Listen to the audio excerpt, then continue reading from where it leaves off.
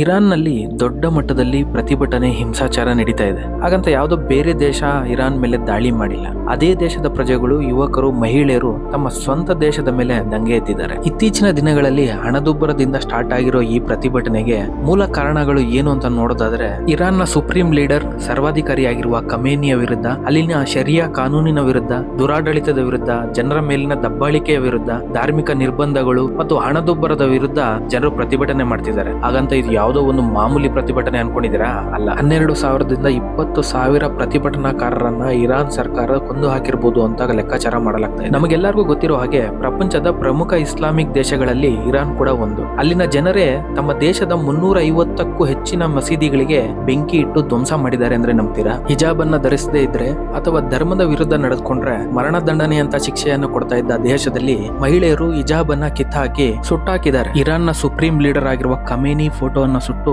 ಅದರಲ್ಲಿ ಸಿಗರೇಟ್ ಅನ್ನು ಹಚ್ಚಿಕೊಳ್ಳುವ ಮುಖಾಂತರ ತಮ್ಮ ಮೇಲಿನ ದಬ್ಬಾಳಿಕೆ ವಿರುದ್ಧ ಸಿಡಿದೆದ್ದಿದ್ದಾರೆ. ಆದ್ರೆ ಅಲ್ಲಿನ ಸರ್ಕಾರ ಪ್ರತಿಭಟನೆ ಮಾಡೋರ್ ಮೇಲೆ ನಿರ್ದಾಕ್ಷಿಣ್ಯವಾಗಿ ಕ್ರಮಗಳನ್ನ ಕೈಗೊಳ್ತಾ ಇದ್ದಾರೆ. ಮರಣ ದಂಡನೆ ಅಂತ ಶಿಕ್ಷೆಯನ್ನ ಕೊಡ್ತಾ ಇದ್ದಾರೆ. ಇಂಟರ್ನೆಟ್ ಸರ್ವಿಸ್ ಅನ್ನ ಸ್ಟಾಪ್ ಮಾಡಿದ್ದಾರೆ. ಮೂಲಗಳ ಪ್ರಕಾರ ಸುಮಾರು 20,000ಕ್ಕೂ ಹೆಚ್ಚು ಪ್ರತಿಭಟನಾಕಾರರನ್ನ ಖಮೇನಿ ಸರ್ಕಾರ ಹೊಡೆದಾಕಿರ್ಬೋದು ಅಂತ ತಿಳಿದು ಬರ್ತಾ ಇದೆ. ಇದೇ ಟೈಮ್ಗೆ ಕಾಯ್ತಾ ಇದ್ದಂತ ಟ್ರಂಪ್ ಈಗ ಪ್ರತಿಭಟನೆ ಮಾಡ್ತಿರೋರಿಗೆ ಸಪೋರ್ಟ್ ಮಾಡ್ತಾ ಇದ್ದಾರೆ. ಇರಾನ್ ಮೇಲೆ ದಾಳಿ ಮಾಡಿ ಇರಾನ್ ಅನ್ನ ಅಮೆರಿಕ ಕಂಟ್ರೋಲ್ ಅಲ್ಲಿ ತಗೊಳ್ಳೋದಕ್ಕೆ ರೆಡಿ ಆಗಿದ್ದಾರೆ. ಇಷ್ಟಕ್ಕೂ ಇರಾನ್ ಅಲ್ಲಿ ನಡೆದಿರೋದಾದ್ರೂ ಏನು? 99% ಮುಸ್ಲಿಮರೇ ಇರೋ ಒಂದು ಮುಸ್ಲಿಂ ರಾಷ್ಟ್ರದಲ್ಲಿ ಜನರೇ ತಮ್ಮ ಮಸೀದಿಗಳನ್ನ ಯಾಕೆ ಸುಟ್ಟಾಕ್ತಾ ಇದ್ದಾರೆ? ಬನ್ನಿ ತಿಳ್ಕೊಳ್ಳೋಣ. ಈಗ ನಾವು ಇರಾನ್ ಅಂತ ಏನ್ ಕರಿತೀವಿ, ಇದು ಪ್ರಾಚೀನ ಕಾಲದಲ್ಲಿ ಪರ್ಷಿಯನ್ ಸಾಮ್ರಾಜ್ಯವಾಗಿತ್ತು. ಜೊರಾಸ್ಟ್ರಿಯನ್ರು ಇರಾನ್ ನ ಪ್ರಾಚೀನ ನಿವಾಸಿಗಳು. ಇವರು ಜೊರಾಸ್ಟ್ರಿಯನ್ ಅನ್ನೋ ಒಂದು ಧರ್ಮನ ಫಾಲೋ ಮಾಡ್ತಾ ಇದ್ರು. ವಿಶ್ವದ ಪ್ರಾಚೀನ ಧರ್ಮಗಳಲ್ಲಿ ಒಂದು ಈ ಜೊರಾಸ್ಟ್ರಿಯನ್ ಧರ್ಮ. ಸಾಲು ಸಾಲು ಇಸ್ಲಾಮಿಕ್ ಆಕ್ರಮಣಗಳ ನಂತರ ಕಾಲಕ್ರಮೇಣ ಜೊರಾಸ್ಟ್ರಿಯನ್ನರು ತಮ್ಮದೇ ದೇಶದಲ್ಲಿ ಅಲ್ಪಸಂಖ್ಯಾತರಾಗಿ ಉಳಿತಾರೆ. ಹಲವಾರು ಶತಮಾನಗಳ ಕಾಲ ಇಸ್ಲಾಮಿಕ್ ರಾಜವಂಶಸ್ಥರು ಇರಾನ್ ಅನ್ನ ಆಳ್ವಿಕೆ ಮಾಡ್ತಿರ್ತಾರೆ. 19ನೇ ಶತಮಾನದಷ್ಟೊತ್ತಿಗೆ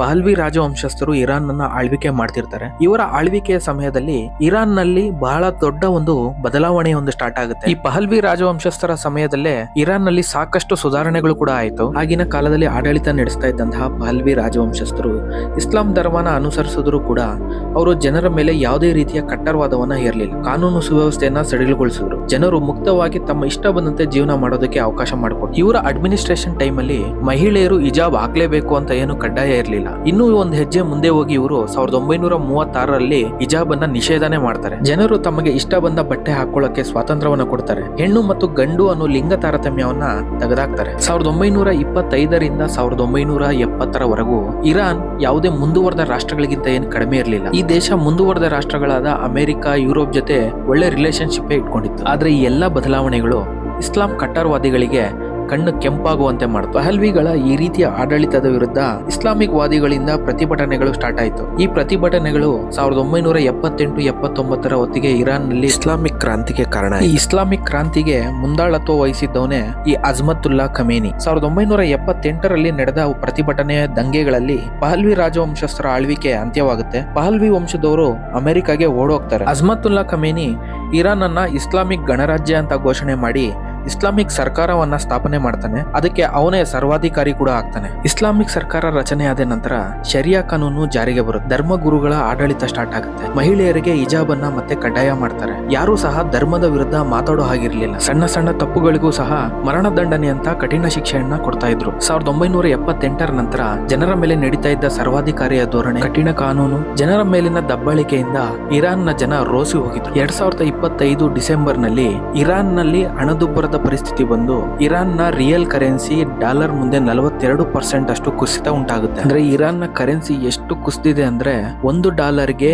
ಇರಾನ್ ನ ಕರೆನ್ಸಿ 10 ಲಕ್ಷ ರಿಯಲ್ ಆಗಿದೆ. ಅಂದ್ರೆ ನಮ್ಮ ದೇಶನ ಕಂಪೇರ್ ಮಾಡ್ಕೊಂಡ್ರೆ $1ಗೆ 90 ರೂಪಾಯಿ ಇದ್ರೆ ಇರಾನ್ ನಲ್ಲಿ $1ಗೆ 10 ಲಕ್ಷ ಇರಾನ್ ನ ಕರೆನ್ಸಿ ಅಂದ್ರೆ ರಿಯಲ್ ಅನ್ನ ಕೊಡಬೇಕಾಗುತ್ತೆ. ಇದರಿಂದ ಇರಾನ್ ನಲ್ಲಿ ದಿನನಿತ್ಯ ಬಳಸುವ ವಸ್ತುಗಳ ಬೆಲೆ ಗಗನಕ್ಕೇರಿ ಸಾಮಾನ್ಯ ಜನರ ಜೀವನ ಅಸ್ತವ್ಯಸ್ತ ಆಗೋಗಿದೆ. ಇವೆಲ್ಲ ಕಾರಣಗಳಿಂದ 2025 ಡಿಸೆಂಬರ್ 28ಕ್ಕೆ ಇರಾನ್ ನಲ್ಲಿ ಸ್ಟಾರ್ಟ್ ಆದ ಈ ಹೋರಾಟ ನಿಧಾನವಾಗಿ ದೇಶನೆಲ್ಲ ಆವರಿಸ್ಬಿಡುತ್ತೆ. ಇರಾನ್ ಜನಸಂಖ್ಯೆಯ 80% ಜನ ತಮ್ಮದೇ ದೇಶದ ಸರ್ಕಾರದ ಮೇಲೆ ಸರ್ವಾಧಿಕಾರಿ ಅಜ್ಮತುಲ್ಲಾ ಖಮೇನಿಯ ವಿರುದ್ಧ ಪ್ರತಿಭಟನೆ ಮಾಡ್ತಾ ಇದ್ದಾರೆ. 1979ರಲ್ಲಿ ಜನ ದಂಗೆ ಎದ್ದು ಯಾವ ರೀತಿ ಇಸ್ಲಾಮಿಕ್ ಕ್ರಾಂತಿ ಉಂಟಾಗಿತ್ತೋ ಅದೇ ರೀತಿ ಈಗ ಇಸ್ಲಾಮಿಕ್ ಕ್ರಾಂತಿಯ ವಿರುದ್ಧನೇ ಜನ ದಂಗೆ ಎದ್ದಿದ್ದಾರೆ. ಮಹಿಳೆಯರು ಹಿಜಾಬ್ ಅನ್ನ ತೆಗೆದು ಹಾಕಿ ಸಾರ್ವಜನಿಕವಾಗಿ ರಸ್ತೆಯಲ್ಲಿ ಸುಟ್ಟು ಹಾಕುವ ಮೂಲಕ ಪ್ರತಿಭಟನೆ ಮಾಡ್ತಾ ಇದ್ರೆ, ಯುವಕರು ಮಸೀದಿಗಳನ್ನ ಸುಟ್ಟು ಹಾಕಿ ತಮ್ಮದೇ ದೇಶದ ದೇಶದ ಫ್ಲಾಗ್ ಅನ್ನ ಹರಿದಾಕ್ತಾ ಇದ್ದಾರೆ. ಯುವಕರ ಈ ರೀತಿ ವರ್ತನೆಗೆ ಕಾರಣ ಏನಿರ್ಬೋದು ಅಂತ ಸೂಕ್ಷ್ಮವಾಗಿ ಗಮನಿಸಿದ್ರೆ 1979ರಲ್ಲಿ ಇಸ್ಲಾಮಿಕ್ ರೆವಲ್ಯೂಷನ್ ಇಂದ ಇರಾನ್ ದೇಶವನ್ನು ಬಿಟ್ಟು ಹೋಗಿದ್ದಂತ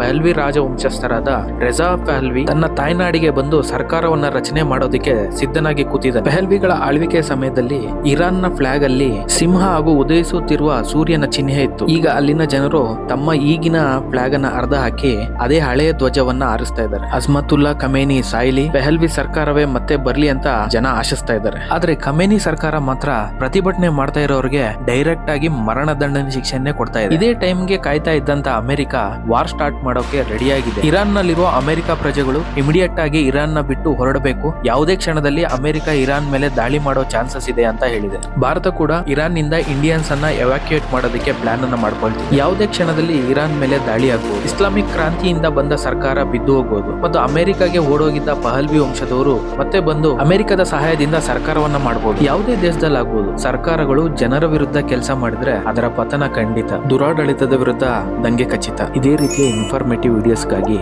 ಈ ಪೇಜ್ ಅನ್ನ ಫಾಲೋ